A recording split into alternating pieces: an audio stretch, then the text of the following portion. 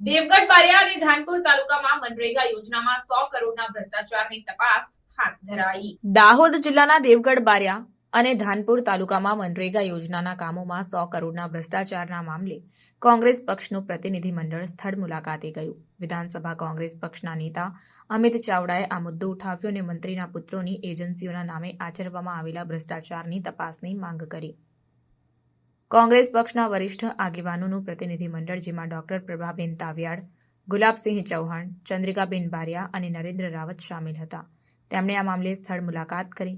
આ સાથે જિલ્લા પ્રમુખ દેવગઢ બારિયા, કોંગી પ્રમુખ વિરલસિંહ ચૌહાણ અને ગુજરાત પ્રદેશ સોશિયલ મીડિયાના વાઇસ ચેરમેન અનુજ નગરશેઠ પણ હાજર રહ્યા. આ પ્રતિનિધિ મંડળે મનરેગા યોજનાના કામોમાં થયેલા ભ્રષ્ટાચારની તપાસ કરીને સ્થળ પર જઈને માહિતી મેળવી. તેમણે જણાવ્યું કે આ ભ્રષ્ટાચારના મામલે તાત્કાલિક પગલાં લેવામાં આવશે અને દોષિતોને કાયદાના કટઘરામાં લાવવામાં આવશે. તેમણે ઉમેર્યું કે મનરેગા યોજનાના કામોમાં ભ્રષ્ટાચારને રોકવા માટે કડક પગલાં લેવાશે. તો કુવા ગામનો જે આ રોડ બન્યો છે, તો એકવાર માટી મેટલ થયું છે, એ પણ ધોવાઈ ગયું છે. અને જેમ બીજી 4 વ્હીલર નથી જઈ તો 108 પણ ના જઈ શકે. માંદા સાજા માણસને લઈ જવા માટે પણ એ રોડ બરાબર નથી. તો અમે તો ગામ લોકોની માંગણી છે કે એને માટી મેટલ તો તમે અધૂરું કર્યું છે, પણ પાકો ડામર રોડ થવો જોઈએ. કોંગ્રેસ આક્ષેપો કરતી જ રહી છે. 2020માં પણ મારી સામે એક કોંગ્રેસના ઉમેદવારે પીએલએ દાખલ કરી હતી. 5 વર્ષ પછી એમાં ક્લીન ચીટ કોર્ટે હાઈકોર્ટે આપી હતી. 23માં પણ એની માંગણી કરી હતી.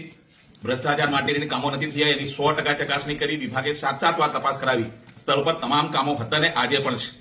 અને હમણાં પણ એ વિભાગે એવા આક્ષેપો કર્યા છે કે આ નરેગા યોજનાની અંદર ભ્રષ્ટાચાર થાય છે, કામ થતા નથી, સ્થળ પર નથી.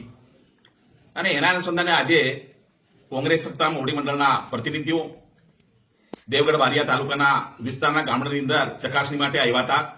તેમાં પણ એ લોકોએ જે જોયું છે, સ્થળ પર રસ્તાએ જોયા છે, કામોએ જોયા છે, જનતાએ તેમને જવાબ આપ્યો છે. એ વાત કેટલી તથ્યથી સાચી છે એમને ખબર છે. અને કે રસ્તા અને નરેગા યોજના એ કોન્ટ્રાક્ટની યોજના છે.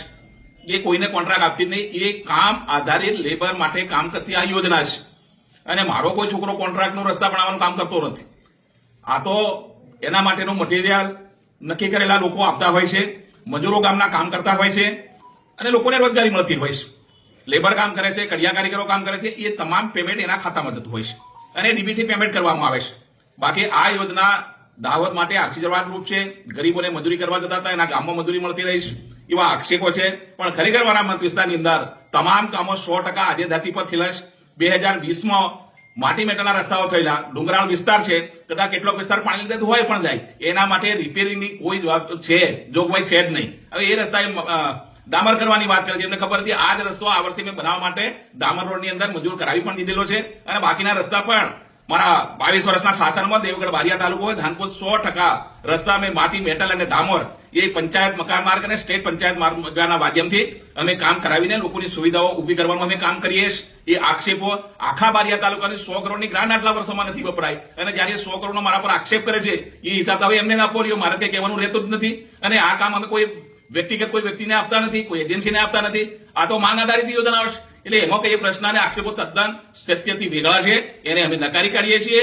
અને એ એમને 3 વખત તપાસ કરાવી તોય અમારું તંત્ર પણ એમને સહયોગાલીન કામ કરી રહીશ. આ તો જયારે ચૂંટણીઓ આવતી હોય ત્યારે આ બધી વાતો બધા લઈને આવતા હોય છે એનો પોલિટિકલ લોકો. પણ વાસ્તવમાં અને જો અમે આ બાબત પર અમે હોય તો હું 22 વર્ષથી સરકારમાં નહીં, ધારાસભ્ય તરીકે કેવી અમે પ્રજા વચ્ચેની કામ કરીએ. રસ્તા હોય, વીજળી હોય, આરોગ્ય હોય, શિક્ષણ હોય, તમામ ક્ષેત્રે અમે કામ કર્યું છે આ વિસ્તારની અંદર. અને છેક નર્મદા હાપેસોથી સિંચાઈનું પાણી લાવવાનું, પીવાનું પાણી પણ અમે કડાણાથી લાવ્યા છે. નળ સે જળ યોજના કરી રહ્યા છે. આ તમામ યોજનાઓ અમે આજે વિસ્તારની અંદર કરી રહ્યા છે. ત્યારે આ બધો વિકાસ કદાચ મને લાગે કોણ જોતું છે ખબર નથી, પણ એ જે આજે અમારી ટીમ આપી એ લોકોએ પણ સ્થળ પર ખાતરી કરી છે. અને એમને પોતાને પણ સંતોષ દિલથી થયો છે.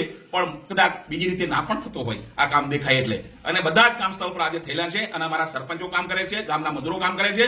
અને કોઈ આની અંદર કોઈ એજન્સી આ કામ નરેગાનું કરતી નથી. એજન્સીઓ માત્ર એને બજારમાં, ઓપન માર્કેટમાં જે કઈ જરૂરિયાત મુજબના મારા સરપંચનો હોય છે, એ લોખંડ છે, સિમેન્ટ છે કે એને કપચી છે, આ બધું આપતા હોય છે. બાકી આમાં કોઈ ભ્રષ્ટાચારની વાત નથી. એ વાતને હું નકારું છું.